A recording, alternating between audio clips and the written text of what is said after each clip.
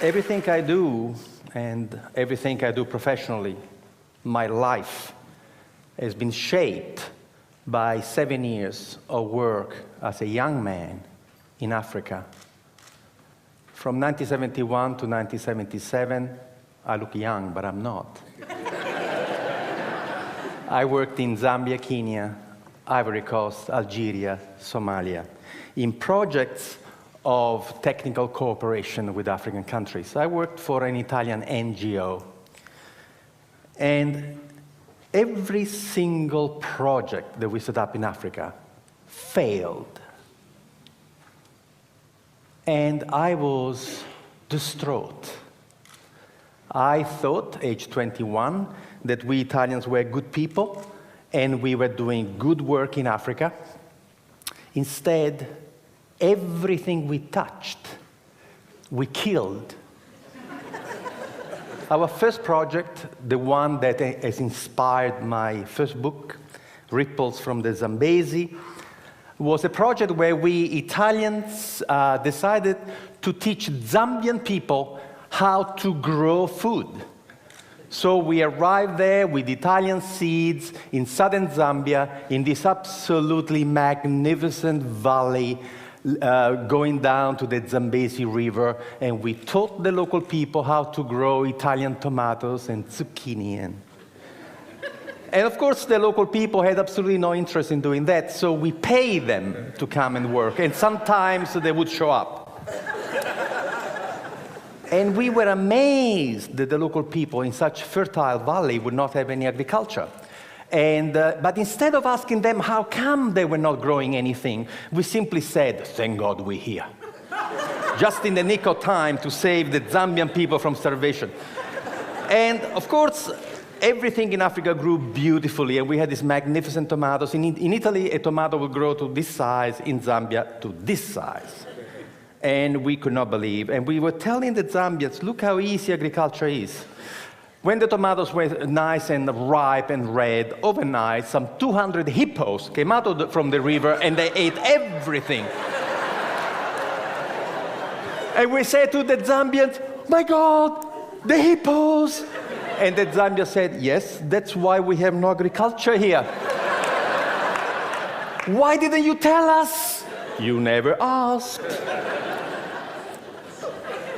I thought it was only us Italians blundering around Africa, but then I saw what the Americans were doing, what the English were doing, what the French were doing, and after seeing what they were doing, I became quite proud of our project in Zambia, because you see, at least we fed the hippos.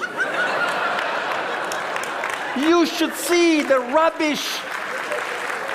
You should see the rubbish that we have bestowed on unsuspecting African people. You want to read the book? Read Dead Aid by Dambisa Moyo, Zambian woman economist. The book was published in 2009. We, Western donor country, have given the African continent $2 trillion American in the last 50 years. I'm not going to tell you the damage that the money has done. Just go and read her book. Read it from an African woman, the damage that we have done. We Western people are imperialists, colonialists, and missionaries. And there are only two ways we deal with people. We either patronize them or we are paternalistic. The two words come from the Latin root pater, which means father. But they mean two different things. Paternalistic, I treat anybody from a different culture as if they were my children. I love you so much. Patronizing, I treat everybody from another culture as if they were my servants. That's why the white people in Africa are called Bwana, boss. I was given a slap in the face reading a book, Small is Beautiful, written by Schumacher, who said, Above all, in economic development, if people do not wish to be helped, leave them alone. This should be the first principle of aid. The first principle of aid is respect. This morning, the gentleman who opened this conference lay a stick on the floor and said, can you imagine a city that is not neocolonial?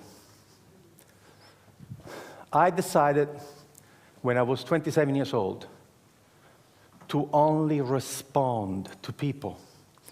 And I invented a system called enterprise facilitation, where you never initiate anything, you never motivate anybody, but you become a servant of the local passion, the servant of local people who have a dream to become a better person.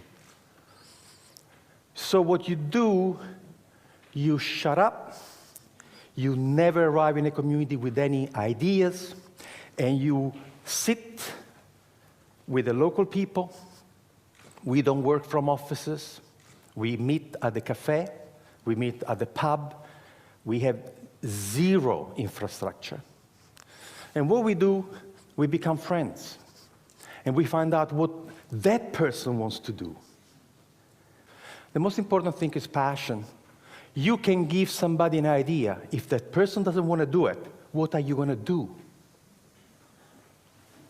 The passion that the person has for her own growth is the most important thing.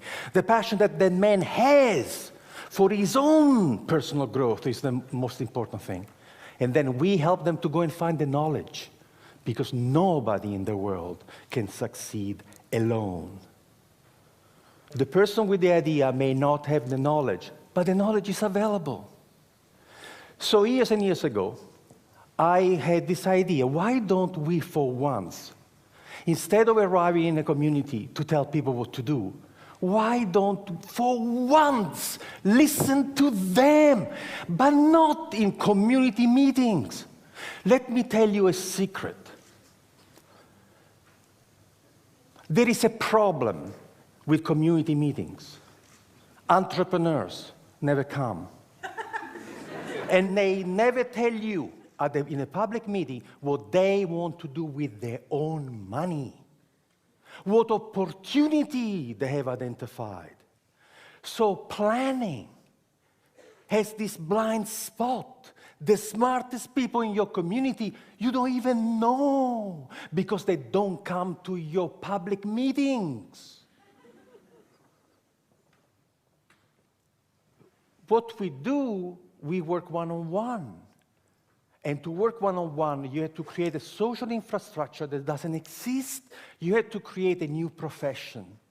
The profession is the family doctor of enterprise, the family doctor of business, who sits with you in your house, at your kitchen table, at the cafe, and helps you find the resources to transform your passion into a way to make a living. I started this as a tryout in Esperance, in Western Australia. I was doing a PhD at the time, trying to go away from this patronizing bullshit that we arrive and tell you what to do. And so what I did in Esperance that first year was to just walk the streets. And in 3 days, I had my first client. And I helped this first guy who was smoking fish from a garage, was a Maori guy. And I helped him to sell to the restaurant in Perth, to get organized. And then the fisherman came to me to say, you the guy who helped Maori, can you help us? And I helped these 5 fishermen to work together and get this beautiful tuna, not to the cannery in Albany for 60 cents a kilo, but we find a way to take the fish for sushi to Japan for $15 a kilo. And the farmers came to talk to me, say, hey, you help them, can you help us? In a year, I had 27 projects going on, and the government came to see me to say, how can you do that? How can you do? And I said, I do something very, very, very difficult. I shut up and listen to them. So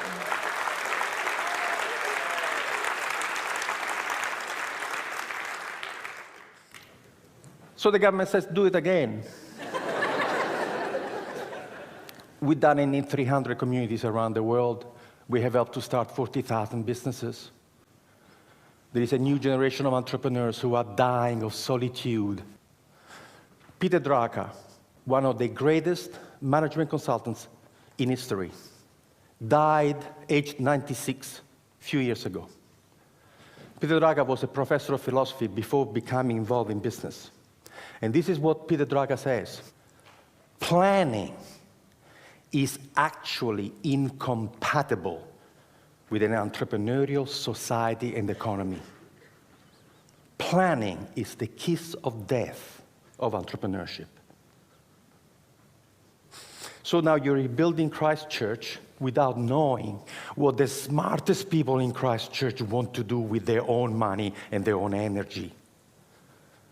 You have to learn how to get these people to come and talk to you. You have to offer them confidentiality, privacy. You have to be fantastic at helping them. And then they will come, and they will come in droves. In a community of 10,000 people, we get 200 clients. Can you imagine in a community of 400,000 people, the intelligence and the passion? Which presentation have you uploaded the most this morning? Local, passionate people. That's who you have uploaded. So what I'm saying is that entrepreneurship is where it's at. We are at the end of the first industrial revolution, non-renewable fossil fuels, manufacturing, and all of a sudden, we have systems which are not sustainable. The internal combustion engine is not sustainable. Freon way of maintaining things is not sustainable. What we have to look at is at how we feed, cure, educate, transport, communicate for 7 billion people in a sustainable way. The technologies do not exist to do that. Who is going to invent the technology for the green revolution? Universities, forget about it. Government, forget about it. Will be entrepreneurs, and they're doing it now. There's a lovely story that I read in a futurist magazine many, many years ago. There was a group of experts who were invited to discuss the future of the city of New York in 1860. And in 1860, this group of people came together, and they all speculated about what would happen to the city of New York in 100 years. And the conclusion was unanimous. The city of New York would not exist in 100 years. Why? Because they look at the curve and say, if the population keeps growing at this rate, to move the population of New York around, they would have needed 6 million horses. And the manure created by 6 million horses would be impossible to deal with. They were already drowning in manure. So 1860, they are seeing this dirty technology that is going to choke the life out of New York. So what happens in 40 years' time, in year 1900, in the United States of America, there were 1,001 car manufacturing companies. 1,001. The idea of funding a different technology had absolutely taken over. And there were tiny, tiny little factories in backwaters, Dearborn, Michigan, Henry Ford. However, there is a secret to work with entrepreneurs. First, you have to offer them confidentiality, otherwise they don't come and talk to you. Then you have to offer them absolute dedicated, in passionate service to them. And then you have to tell them the truth about entrepreneurship. The smallest company, the biggest company, has to be capable of doing 3 things beautifully.